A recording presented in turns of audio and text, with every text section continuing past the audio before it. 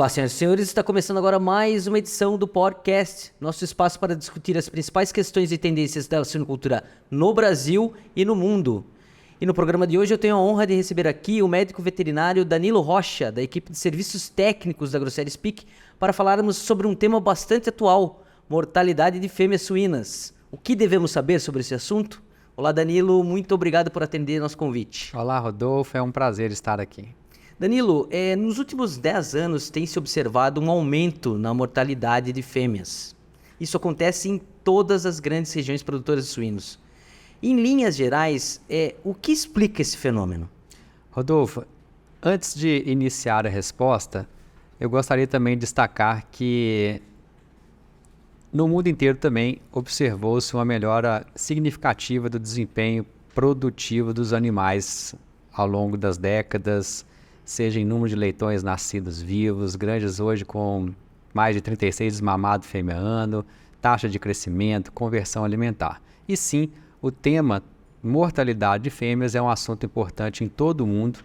Não sabemos todas as causas, as respostas, mas a boa notícia é que sim, já conhecemos maneiras importantes que auxiliam em manter uma saúde adequada do plantel. Existe alguma fase do desenvolvimento das fêmeas em que a mortalidade seja predominante, Danilo? Sim, Rodolfo. Muitos dados, indicadores apontam ali o momento periparto, ou seja, alguns dias pré e pós-parto. E por que o periparto é o ponto crítico? O que acontece? As fêmeas chegam cansadas, chegam desassistidas? O que acontece, Danilo? Bom, como citamos anteriormente, não sabemos ainda todas as respostas, mas, claro, o momento do parto é um momento importante na vida da matriz suína. Ela está ali preparada para parir 15, 16, 17 leitões, então ela demanda uma maior atenção. E o que se pode fazer para garantir uma melhor assistência para as fêmeas no periparto, então? Ok, vamos estender o periparto e ao plantel de uma forma geral. Okay. Primeiro ponto, quando a gente fala em saúde, vamos nos referir à saúde do plantel. E de qualquer espécie animal, nós vamos nos referir a qual o score corporal desse plantel. Não só com a avaliação visual. Hoje tem ferramentas no mercado simples, como o Caliper, por exemplo, que dá uma maior precisão nesse diagnóstico. Estamos trabalhando bem o arraçoamento do indivíduo, cada indivíduo desse plantel, como está a nossa distribuição. Então esse é o ponto 1 em termos de manejo, em termos de assistência ao plantel, à matriz, para que ela chegue bem ao momento do parto, que ela tenha condição de ter um bom parto, bem como um período de lactação.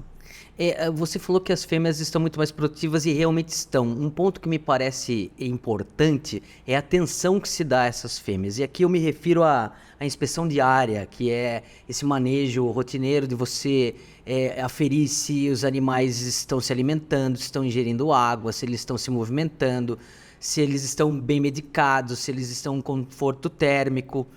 A pergunta é, nós estamos dando atenção devida às fêmeas suínas? Nós podemos, na média, melhorar esse procedimento, esse manejo, Rodolfo.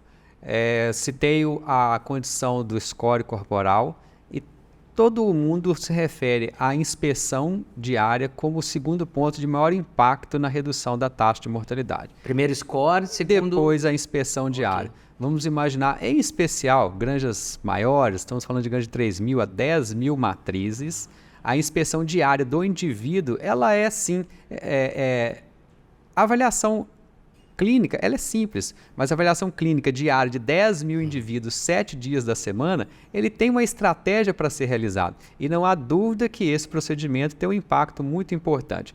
Um dos primeiros sinais clínicos de um animal que não está bem, ele não se alimenta. Se ele não se alimenta porque não tem água, às vezes não tem uma simples água disponível para ele naquele momento por algum defeito de instalação, ou ele está iniciando uma febre, eu identificar isso no primeiro momento é a maior chance de evitar a morte desse animal.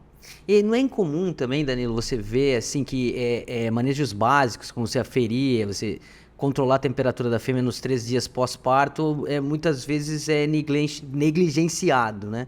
Em muitas granjas. Não querendo generalizar, muito pelo contrário. Mas você acha que esse tipo de de falta de atenção pode contribuir para o aumento da mortalidade das fêmeas Sem do plantel? dúvida, mesmo porque já citamos no início que a maior parte das mortes ocorre no pré e no pós-parto, certo? Aferir a temperatura, claro que é um indicador direto que auxilia muito na tomada de decisão. E temos também pessoas com muita experiência, e essa experiência sendo bem utilizada. A fêmea está com febre, ele vai observar que ela não consumiu, e o que está acontecendo? Quanto mais cedo identificar, maior a chance de recuperar. Então, sim, aferir a temperatura, em especial 24 horas pós-parto, segundo dia, é fundamental na taxa de redução de mortalidade, de morte de matrizes. E isso nos leva mais uma vez à questão da mão de obra, que é um gargalo no mundo inteiro, né? Na suinocultura do mundo inteiro. Eu digo assim, nem só com relação à capacitação do colaborador, mas também com a permanência dele, né? na granja, na unidade de produção, né? Como é que você vê essa questão da mão de obra? Qual a importância? Como é que você relaciona mortalidade de fêmeas e capacitação de mão de obra? A capacitação, uma equipe motivada, entrosada, ela é fundamental em qualquer área de produção, em qualquer unidade de produção, incluindo também granjas de produção de suínos, em qualquer indicador. Então, claro que uma boa equipe, ela sempre fará diferença no resultado. Ou seja, sim, uma equipe bem engajada, vamos ter provavelmente um melhor resultado neste indicador. E assim, pensando no assunto que a gente está debatendo, você teria alguma orientação especial para o treinamento da equipe? Sim, Rodolfo, como nós já citamos, temos sim a questão da disponibilidade da mão de obra. Por outro lado, temos muitas pessoas com muita experiência em unidade de produção. A questão, eu acho, que é organizar bem essa estrutura de como estamos avaliando a condição corporal, como estamos organizando a inspeção diária, qual o momento de fazer isso. Vamos lembrar do final de semana, que muitas vezes eu sempre tenho a equipe reduzida. Quem irá fazer essa atividade nesse momento, onde eu tenho um menor número de pessoas? Foi organizado para que a inspeção diária seja feita sexta, sábado e domingo? Eu não posso ter uma fêmea 2, 3 dias e eu não a identifiquei. Então, eu entendo mais que é uma questão da prioridade, do foco da atividade, orientando esta equipe. Um outro ponto que eu queria saber sua opinião, Danilo, é assim, a correta identificação das causas das mortes das fêmeas na unidade de produção é fundamental para que você possa formular, definir uma estratégia para evitar essas mortes. Como é que isso é feito nas granjas brasileiras? Isso é uma dificuldade não só nas granjas brasileiras, como em granjas do mundo inteiro, apontar causa-morte das matrizes. Por quê? Um procedimento, a necrópsia, ele é um procedimento, ele é um exame anatomopatológico realizado por um veterinário patologista, treinado para esta atividade.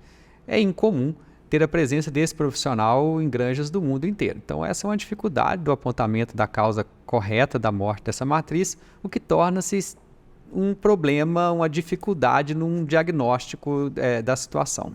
E a necropsia ou necrópsia é a partir de que... em que situações ela é necessária? Nós entendemos que nestas unidades que nós estamos identificando, está identificado essa maior taxa de mortalidade das matrizes, uma das ações iniciais seria organizar como nós podemos ter mais informações desses animais. A presença desse veterinário, desse patologista, organizando, realizando essas necropsias, verificando estratégias em outro profissional que possa talvez ter essa informação, fotografar e para aumentar o número de informações em relação às fêmeas mortas. Danilo, eu queria agradecer muito a sua presença aqui, é sempre enriquecedor, instrutivo conversar com você e já fica o convite aberto para que você volte sempre que quiser. Obrigado, Rodolfo, será um prazer. Essa edição do podcast termina por aqui. Um abraço a todos vocês e até o próximo programa.